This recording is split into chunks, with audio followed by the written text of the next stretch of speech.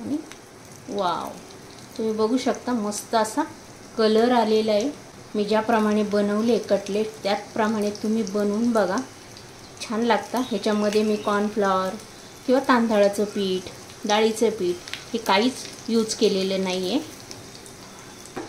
मस्त असं खरपूस आपले इथं कटलेट तयार होतील, खायला पण टेस्टी लागतात।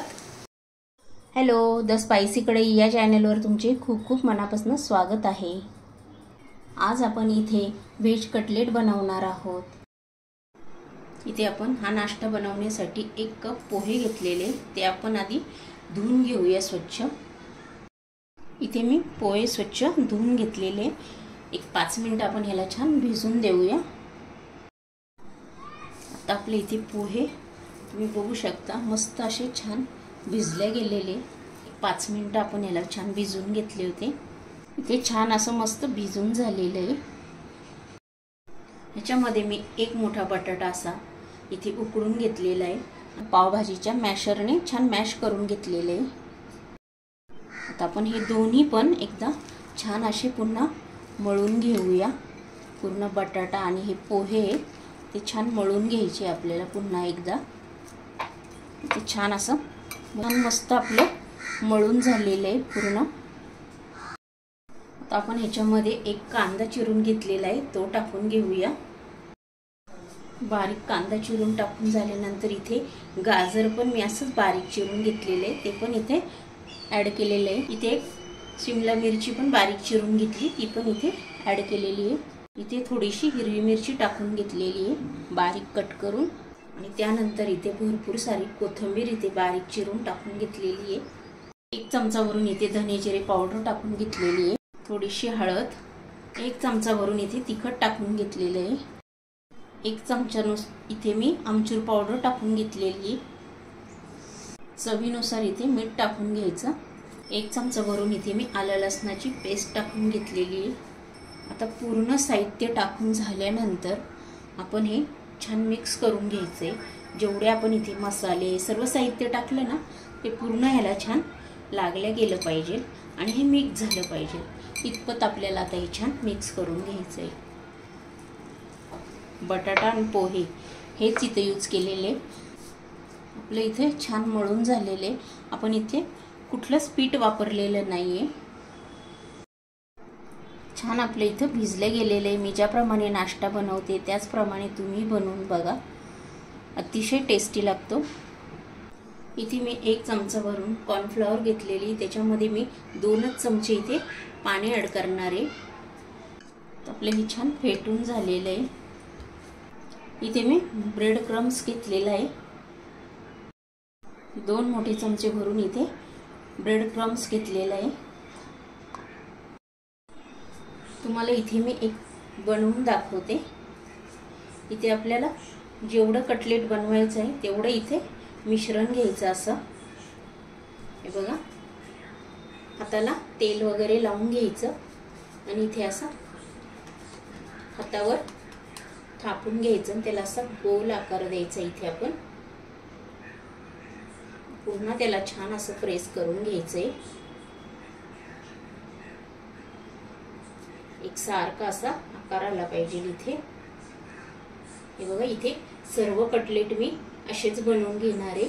कटलेट झाल्यानंतर आपण ह्याच्यामध्ये असं डिप करून घ्यायचं, ते पूर्ण दोन्ही साईडला असं डिप करून घेतल्यानंतर ते सावकाश आपण इथनं असं उचलून घ्यायचंय आणि त्यानंतर आपण हे ब्रेड स्क्रम्पमध्ये टाकून घ्यायचं। ब्रेड स्क्रम्प लावून घ्यायचं आपण आणि पूर्ण आपण दोन्ही बाजूंना असे छान लावून घ्यायचं आणि सर्व मी आता असेच बनवून घेणार आहे। छान असे सर्व बाजूनी ब्रेड स्क्रम्प लावले ना की आपले कटलेट पण तेवढंच खायला छान कुरकुरीत लागतं। आता इथे सर्व कटलेट मी असेच बनवून घेणार आहे। चला आता आपण इथे त्याला शॅलो फ्राय करून घेऊया। इथे आपण गॅस चालू केलेला आहे, त्याच्यामध्ये 1 पळी भरून तेल ॲड केलेलं आहे, अजून 1 पळी तेल ॲड केलेलं आहे, 2 पळ्या तेल इथे आपण यूज केलेलं आहे। मी इथे डीप फ्राय पण करू शकता, मी इथे शॅलो फ्राय करून घेत आहे। तेल छान तापल्यानंतर आपण इथे सावकाश सोडून घ्यायचं आहे.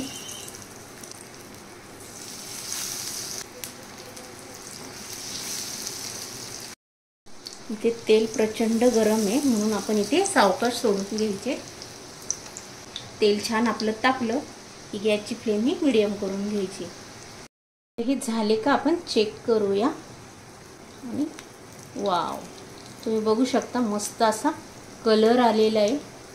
आणि सावकाश इथे आपण चेंज करून घ्यायचे. मी ज्याप्रमाणे बनवले कटलेट त्याचप्रमाणे तुम्ही बनवून बघा, छान लागतं. ह्याच्यामध्ये मी कॉर्नफ्लॉवर किंवा तांदळाचं पीठ, डाळीचं पीठ हे काहीच यूज केलेलं नाही आहे. अजून आपण 1-2 मिनटं आपण आता हे होऊन देऊया. मस्त असं खरपूस आपले इथं कटलेट तयार होतील. आता आपण हे चेक करूया झालं का. वाव, मस्त झाले. तुम्ही बघू शकता इथे छान मस्त असे इथे आपले शालो फ्राय झालेले. आता आपण हे काढून घेऊया. अतिशय खरपूस असे आपले इथे कटलेट झालेले. त्याच तेलामध्ये आता आपण इथे दुसरे पण सोडून घेऊया. इथे आपले पूर्ण सोडून झालेले आहे. आपले हे झाले का बघूया आपण. मस्त असे खरपूस भाजून झालेले. हे बघा, साईड ह्याची चेंज करून घेतलेली आहे, तुम्ही बघू शकता. आणि आपल्याला जे 2 पळ्या भरून इथे तेल वापरलं होतं ते पूर्ण आपल्या या कटलेटला योग्य होतं. आपले झाले दोन्ही साईड ह्याची छान मस्त अशी खरपूस भाजून झालेली आहे. आपण ही काढून घेऊया. तुम्हाला जर ही माझी कटलेटची रेसिपी आवडली असेल तर लगेच लाईक करून घ्या, कमेंट करा. चॅनलवर जर नवीन असेल तर सबस्क्राईब करून घ्या. हा व्हिडिओ तुमच्या मित्रमैत्रिणींनाही शेअर करा. त्यात वेळ काढून तुम्ही माझी रेसिपी बघितली त्यासाठी तुमचे खूप खूप धन्यवाद. आणि असेच छान छान रेसिपी घेऊन आपण नेक्स्ट व्हिडिओमध्ये पुन्हा भेटूया.